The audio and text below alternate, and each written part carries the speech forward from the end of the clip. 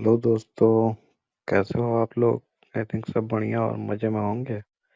चलिए आज सुनते हैं कहानी, मज़ेदार और प्रेरणादायक। सुनिए और मज़े लीजिए। और हाँ, चैनल में नए हैं तो सब्सक्राइब जरूर से कर लीजिएगा। बरगद हिरण सर्वोत्तम जातक कथाओं में से एक है। बरगद हिरण। आइए कहानी पढ़ें और आनंद लें और कहानी का सार समझें। एक समय की बात है, भारत के बनारस शहर के जंगल में एक सुंदर हिरण का जन्म हुआ। हिरण की आंखें चमक रही थीं और उसके खुर कोयले की तरह काले थे। हिरण का रंग सुनहरा और सींग चांदी के रंग के थे। जैसे जैसे वह बड़ा हुआ, वह बरगद हिरण का राजा बन गया और 500 हिरणों के झुंड का नेता था। उसी जंगल में कुछ ही दूरी पर 500 हिरणों का एक और झुंड था और जिसके राजा का नाम शाखा हिरण था। बनारस के राजा को हिरण का मांस मांस बेहद पसंद था।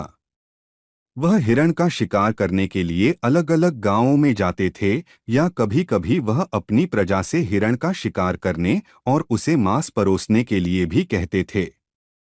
गरीब ग्रामीणों को अपनी दैनिक घरेलू नौकरियां छोड़नी पड़ी और शिकार के काम में महामहिम के साथ जाना पड़ा। वे कम फसलें उगाते थे और पर्याप्त कमाई नहीं कर पाते थे।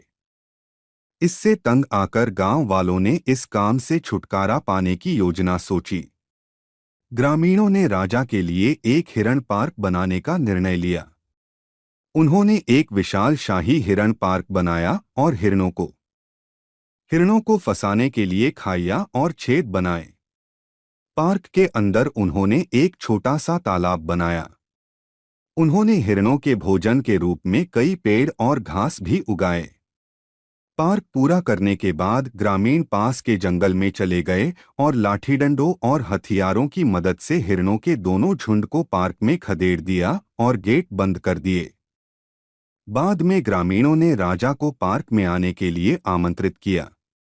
गांव वालों ने हिरण को कुछ दिनों के लिए अपने नए घर में बसने की इजाजत दे दी। बाद में उन्होंने राजा को नए हिरण पार्क को देखने के लिए आने का निमंत्रण दिया। राजा बहुत खुश हुआ और तुरंत हिरण पार्क देखने चला गया।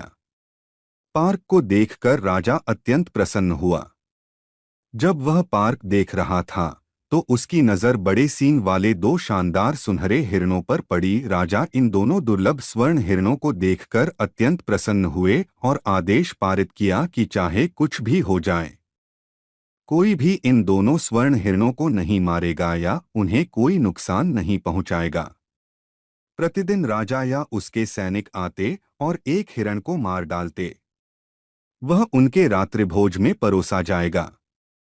दिन बीतते गए और सभी हिरण डर में जी रहे थे। धनुष बाण की आवाज सुनते ही बेचारे हिरण अपनी जान बचाकर भागने लगते थे। सभी हिरणों के डर को देखकर हिरणों के दोनों राजाओं ने सोचा कि अपने झुंड के साथ मिलकर एक बैठक की जाए।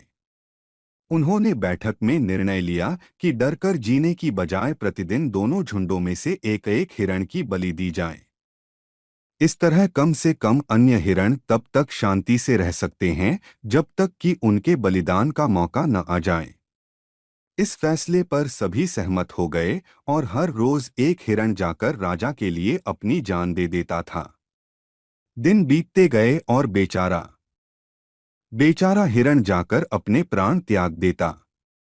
एक दिन शाखा हिरण झुंड की हिरनी ने हाल ही में एक बच्चे को जन्म दिया था। वह राजा शाखा हिरण के पास गई और उससे कुछ दिनों के लिए उसकी जान बचाने का अनुरोध किया जब तक कि बच्चा थोड़ा बड़ा न हो जाए। लेकिन राजा नहीं माने। इसलिए वह अपनी किस्मत आजमाने के लिए बरगद हिरण के पास गई। राजा बरगद मृग ने उसकी समस्या बड़े धैर्य से सुनी। बरगद हिरण ने कहा, घर जाओ और अपने बच्चे की देखभाल करो। तुम्हारे स्थान पर कोई और हिरण मरने के लिए जाएगा। बरगद का हिरण फांसी के बक्से के पास गया गया और अपनी सुनहरी गर्दन कसाई को दे दी। कसाई दौड़कर राजा के पास गया और उसे घटना की जानकारी दी। राजा को बहुत आश्चर्य हुआ और वह पार्क में गया और बरगद हिरण से बोला कि हे स्वर्ण मृग, क्या मैंने तुम्हारी जान बख्शने का वादा नहीं किया था? आज मरने क्यों आए हो? बरगद हिरण ने राजा को उत्तर देते हुए कहा कि वह अपनी माँ हिरण और उसके बच्चे की जान बचाना चाहता है, इसलिए उनके पास खुद आने के अलावा कोई चारा नहीं था। उसकी बातें सुनकर बनारस के राजा बहुत प्रसन्न हुए और कहा कि वह उसकी भी जान बख्श देंगे। मैं तुम्हारी तुम्हारी बहादुरी और करुणा के लिए तुम्हें मार नहीं सकता। उसके गालों से आंसू बहने लगे और उसे पहले हिरण को मारने पर बहुत शर्मिंदगी महसूस हुई। बनारस के राजा ने आगे वादा किया कि वह दोनों झुंड में से किसी भी हिरण को नहीं मारेंगे। अंततः दोनों झुंड उसके बाद खुशी से रहने लगे। शिक्षा, सबके प्रति दयालु रहें। कहानी कैसे लगी मेरे प्यारे दोस्तों? अच्छी लगी तो लाइक, शेयर और सब्सक्राइब जरूर से कर ले, ताकि आप लोगों को ऐसे ही मज़ेदार कहानियां सुनने मिले। सबसे पहले तो कर लीजिए मेरे प्यारे दोस्तों जल्दी से जल्दी